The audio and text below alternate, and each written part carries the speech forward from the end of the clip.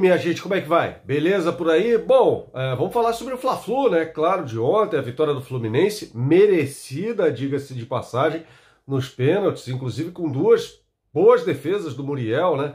Que já tinha ido bem durante a partida e foi, de fato, o nome do jogo, né?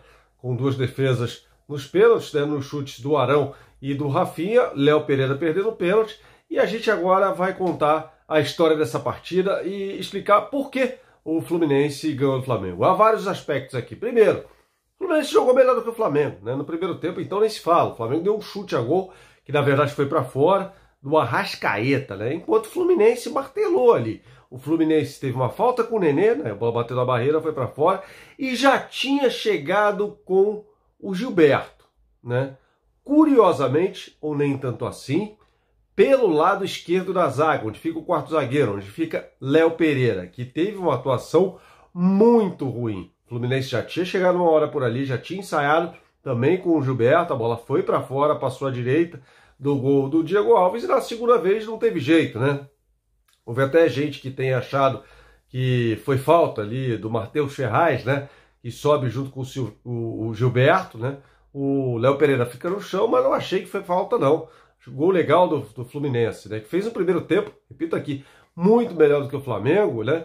Jogando ali na defesa, se fechando e saindo eventualmente, tentando ali, quando era possível, chegar, e chegou com mais perigo do que o Flamengo em todo o primeiro tempo, né? Muito pouco para o Flamengo na primeira etapa, um time muito melhor tecnicamente, não apresentou nada no primeiro tempo, jogando pelo seu lado direito, majoritariamente ali, né? Com o Everton Ribeiro muito mal, com o Rafinha e o Gabigol, né? Nessa função, nessa novidade, para mim, a maior do Flamengo taticamente, né? Após a volta do futebol no Rio de Janeiro, jogando pelo lado direito, mas muito longe do gol, né? Por vezes vindo até aqui a linha do meio campo, né? Ali quase no círculo central, muito longe do gol, né? E que é o melhor que ele sabe fazer, ficar ali perto do gol e fazer os gols, né? Até porque o Fluminense estava fechadinho, o Flamengo jogou por muitas vezes com seus dois zagueiros no campo de ataque, a gente já tinha visto isso no Campeonato Carioca, mas não adianta você trocar 8.000 passes se você não chutar gol, é óbvio. Se não chutar gol, não vai fazer gol, coisa que o Fluminense fez mais do que o Flamengo no primeiro tempo. Pois bem, o Flamengo voltou para a segunda etapa, só foi obrigar o goleiro Muriel a fazer uma defesa aos 10 minutos do segundo tempo, né? Havia ali 57 minutos de jogo, contando os acréscimos do primeiro tempo, continuava achando ali muito pouco, né, para o Flamengo.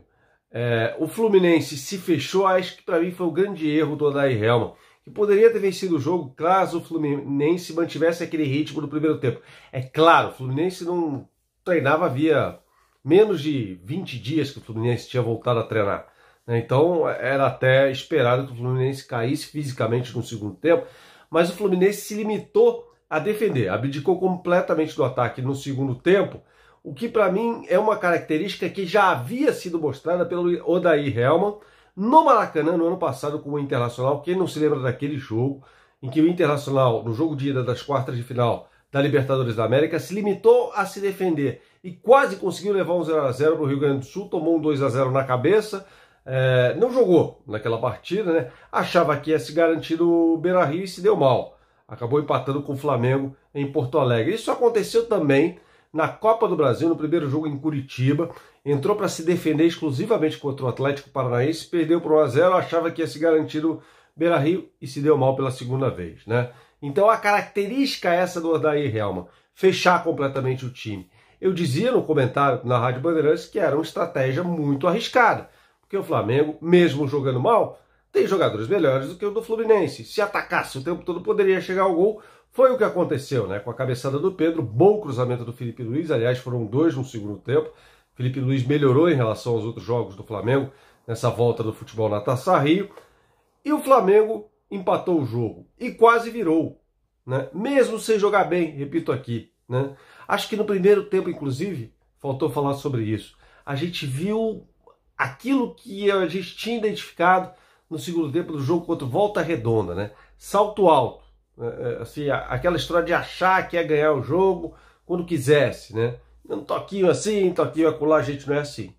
Vai ter que jogar sério, vai ter que jogar para ganhar, vai ter que jogar com sangue nos olhos o tempo todo, se quiser ter sucesso também nessa temporada. Acho que tem várias coisas aí para tirar de aprendizado dessa derrota nos pênaltis para o Fluminense. Muito bem, nos pênaltis, e aí eu vou ter que retomar o histórico do Flamengo treinado por Jorge Jesus em disputa de pênaltis. Havia acontecido naquela contra o Atlético Paranaense e contra o Emelec, né? Contra o Emelec, o Flamengo ganhou nos pênaltis e perdeu contra o Atlético Paranaense, quando o Diego bateu, você se lembra, de forma bizonha e displicente um pênalti, né? E aí o Jorge Jesus, acho que até meio desavisadamente, colocou o Diego para bater o pênalti. O Diego já havia perdido pênaltis importantes, a gente se lembra do pênalti contra o Palmeiras, no campo da Portuguesa da Ilha, e na final da Copa do Brasil contra o Cruzeiro. E não poderia ter batido pênalti. O Léo Pereira teve uma atuação, como eu disse, desastrosa no jogo contra o Fluminense, o zagueiro Léo Pereira, né?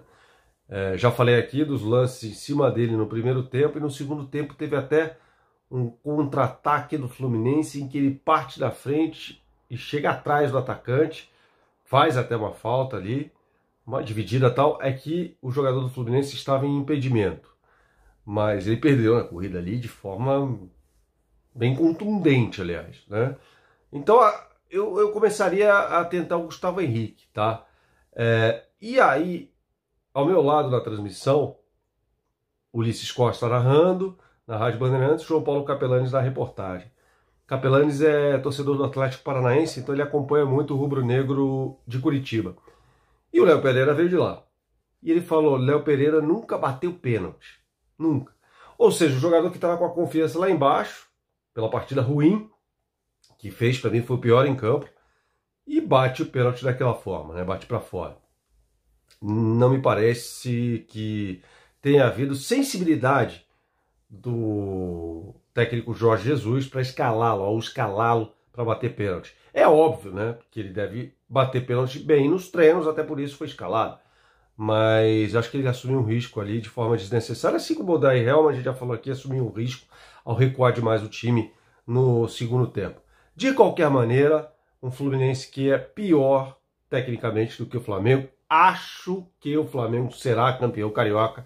Sim, é favorito para isso, como era favorito para o jogo de hoje, mas tem que demonstrar esse favoritismo, tem que fazer jus, melhor dizendo, a esse favoritismo jogando bola, né? E eu acho que é inevitável a comparação com 1995, né? Outro Fla-Flu, aliás, que teve um resultado imponderável. E o imponderável marca, de certa forma, a história do Fla-Flu, de clássicos em geral, né? Naquele campeonato, Flamengo e Fluminense se enfrentaram 4 vezes, o Fluminense venceu 3 vezes. Um time inferior ao do Flamengo, tá? Então acho que cabe o alerta aqui. Dito o que aconteceu no gramado, vitória para o Fluminense, torcedor tricolor tem que fazer a festa mesmo, tem que estar muito feliz. Aliás, por tudo que aconteceu antes do jogo também, aquela pouca vergonha, né?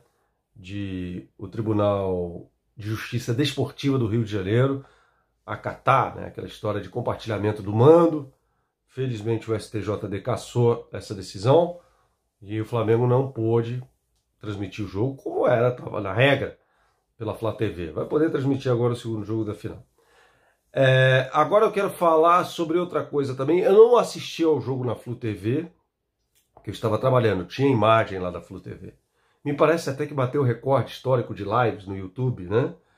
Com mais de 3,5 milhões aí de pico e tal. Mas li as reclamações de torcedores do Flamengo, principalmente, e neutros, inclusive, né?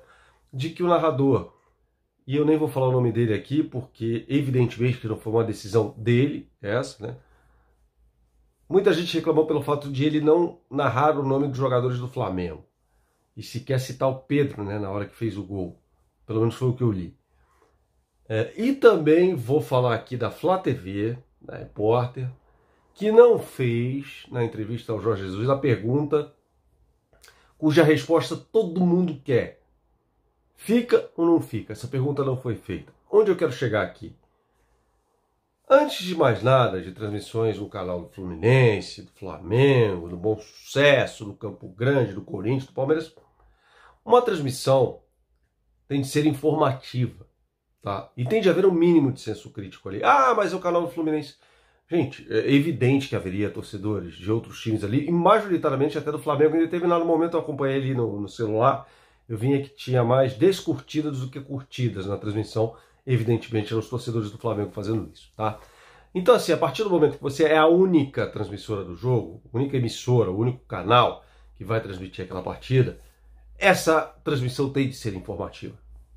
Ela pode ter um viés ali, mas ela tem de ser informativa, né? É o mínimo que o narrador pode fazer. E repito aqui, não é culpa dele, ele foi instruído a fazer aquilo. Mas ele tem de citar o nome dos jogadores, pois isso é informação, né? Assim como também, evidentemente, houve ali o pedido para que não fizesse essa pergunta. Então não é culpa da repórter. Ela está ali trabalhando. Chegaram a falar, não faça essa pergunta. Tá bom. Mas não pode haver esse tipo de censura. Todo mundo queria saber. Então, o que eu quero dizer é, a transmissão, a narração e a entrevista no pós-jogo, tudo tem de ter uma finalidade, que é a informação, tá?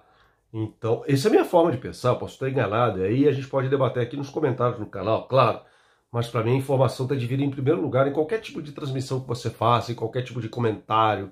Nada supera a informação e o conhecimento, na minha opinião.